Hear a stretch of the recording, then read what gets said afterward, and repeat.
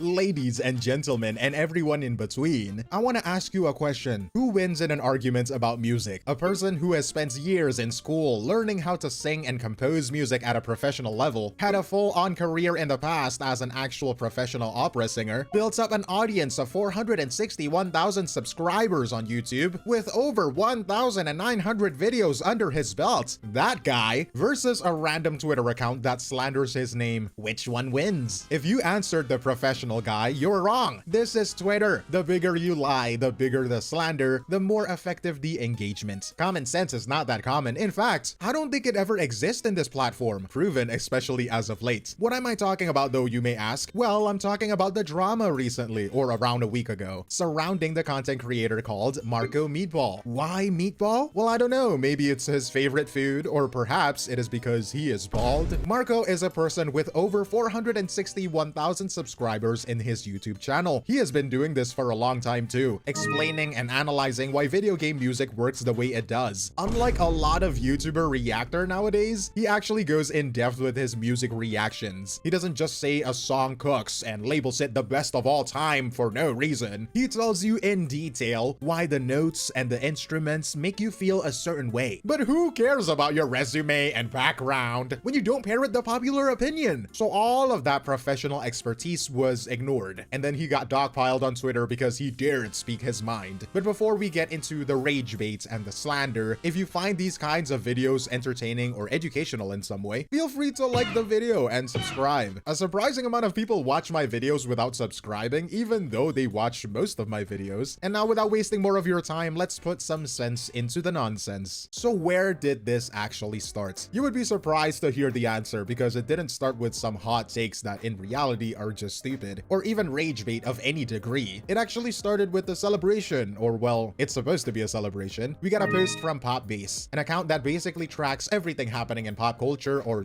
so they say. They posted the stats for the most streamed China-based artist in the US for the year 2025. It shows right there that Hoyoverse completely frame-mogged the competition. Sorry for using Gen Z slang, I meant it completely destroyed the competition. The gap between the first and the second place was over 24 million streams. I mean, don't even talk about the gap between the third on the list. It is absolutely brutal. I mean, as a fandom, logically, they would just celebrate it, right? Like, goddamn, at least something from our game is worth being happy about, right? Genshin Impact strikes again. But for some reason, someone decided to quote tweet that happy news, saying, "But Marco Cockball says that Natlan music is shallow," sobbing emoji, and attached a screenshot about it too. Obviously cropped, obviously taken out of context, but we'll get into it later, right? The cropped screenshot is from an old apology post Marco made back in 2025. Imagine that, a year ago. And somebody is salty enough to bring it back a year later because someone dared to criticize Genshin Impact. It is the legendary status boss of unemployment. I don't think this guy even qualifies to flip burgers, so I guess this is what he's doing in his free time. Like, look at the people he had to deal with, right? This is one of the most liked comments from the drama post that started it all. His opinion for music has become somewhat very subjective and biased. Like, read that again, and like, does this make sense to you? Doesn't it sound like absurd? Calling an opinion subjective is like saying water is wet. Oh, fork found in kitchen. What? Now, obviously, because the poster refuses to elaborate or give any sort of factual context, I searched up the video and watched it myself. And surprise, surprise, his reaction to the Not Cry Symphony, the numbers tell a very different reality than the narrative they are spinning on Twitter. The video had 11,000 likes and only 183 dislikes. Very tiny fraction. Looks like the people who actually sat down and watched the video didn't have a problem with it. Manufactured, overblown outrage from Hoyo Twitter once again. Are we surprised? I hope not. This is a reoccurring theme. I mean, look at the post. Classic rage bait. They took a small piece of a story and cutting out everything else to change the meaning and make someone look bad. And now people are calling him racist because he said a Genshin song is shallow. Isn't that absurd? They just selectively lobotomized the fact about his 91 videos of straight up praise for Genshin Impact. Oh, but it doesn't fit the story they want to tell right now, so I'm just going to completely ignore it and push my own agenda. Here, your history doesn't matter, brothers and sisters and siblings. You are only as good as your last opinion. And if that opinion isn't a glowing review, the community will make you a villain one way or another to invalidate your criticism. Earlier, I said that I watched the video for myself, and what did I find? Well, we gotta start with my statement that I think the whole shallow criticism was widely misinterpreted. The reality is that Marco isn't just some random guy with a microphone. He is a random guy with a microphone and a classically trained opera singer, studying vocal performance and music theory. I mean, all you gotta do is watch any of his videos. When he is reacting to a video game music, he is deconstructing the piece, breaking it down bit by bit, and the videos are actually pretty easy to consume, even if you're not a massive music fanatic as he is. For the video in question, he was actually incredibly impressed with the orchestra. I got to learn a new stuff from it too. Like, he broke down the techniques used in the piece, he called it entrancing, and even mentioned getting a full body goosebumps from the angelic quality of the vocals. He pointed out the Celtic orchestration, meaning music that uses styles or instruments from places like Scotland or Ireland, the places that I didn't know exist before.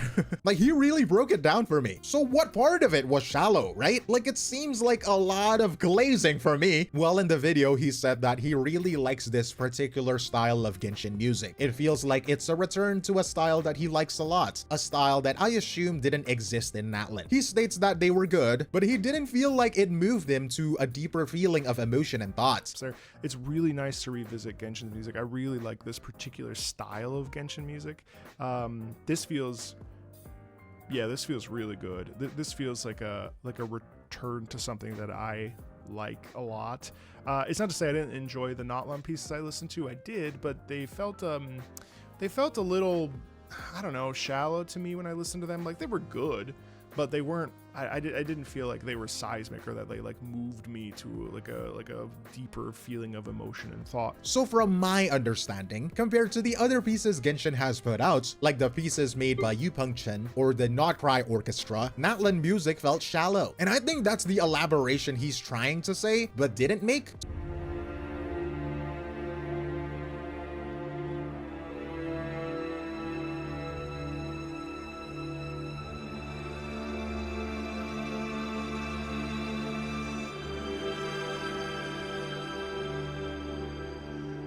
Can you just imagine just someone saying, no, why? No, don't do this. The way that, with the strings, no, please, no, don't. That's the vibe I feel immediately. So from that point of view, it was most certainly not an attack on the cultures the music represented. He is literally just giving his opinion. Not every music Genshin makes is peak. If everything is peak, then nothing is peak. If everyone is super, then no one will be. I mean, that's just the truth. Unfortunately to Marco, Natlan music is just not the same level compared to the other musical pieces Genshin made. The best Genshin music could reach emotional depth so deep that when Natlan music is compared to it, it feels shallow. And I think that's a reasonable take. You don't have to agree with it, but music is all about subjectivity. Something good to me can be bad to you, and vice versa. But the meta of the internet right now is to intentionally ignore the truth to make an argument look better. Because sticking to facts is boring and fire is hot, and I love hot stuff. So the people took a critique of a musical piece and turned it into a moral failing, even going so far as to call him racist. A massive leap in logic, as always, by the best fandom in the whole wide world. The irony is that these people had to use selective hearing to stay mad. Or rather, selective reading. They just ignored the 90% of the video where he was praising, glazing the theme music, and focused entirely on like 1 second out of a 20-minute video. It didn't matter that he spends most of the video completely geeking his mind out over technical terms that we have never heard of before, probably. You dared say a bad word towards my multi-billion-dollar nuclear reactor owning company, I must kill you. Like, it's just crazy, isn't it? And the people start calling him a shill. You know, they love using this word to describe anyone who has a nice thing to say about a competitor, right? As if Marco is secretly being paid to promote a product. If Marco is a shill for WooWa, well, he is doing a pretty bad job at it. Like, if you just look at his channel, Marco has over 90 videos dedicated to the music of Genshin Impact. And if you look into it, most, if not all of his videos about it are well received. breaking down the music for the layman, and I haven't seen any that is like completely destroying Genshin or something. Beyond that, what's surprising is Marco is not even a gacha YouTuber. He spent most of his time analyzing the soundtracks for actual games like Final Fantasy, Baldur's Gate 3. My favorite were his Expedition 33 videos, and he actually made a cover of it too. And it shows like his interest is in the music itself, not the gacha tribalism we are constantly having, right? And I don't doubt it if he ever were to say that gacha is probably the most toxic fandom he has stepped into. Like, bro is just doing what he likes, and this is what he gets in return. His opinions have actually been very consistent as well. He hasn't stopped liking Genshin music. He recently called Columbina's theme divine, and he still ranks the Scaramouche boss music as top tier. He isn't anti-Genshin. He is just someone who values complexity and emotional depth, and he is just honest enough, true to himself, that if a track doesn't have it, he's going to say so. Like, if you remember back then when Wuthering Waves first launched, Marco was actually one of the first people to call it out. He said the music was disappointing and that it lacked depth. This game is sort of devoid of music, or certainly music that is inspiring.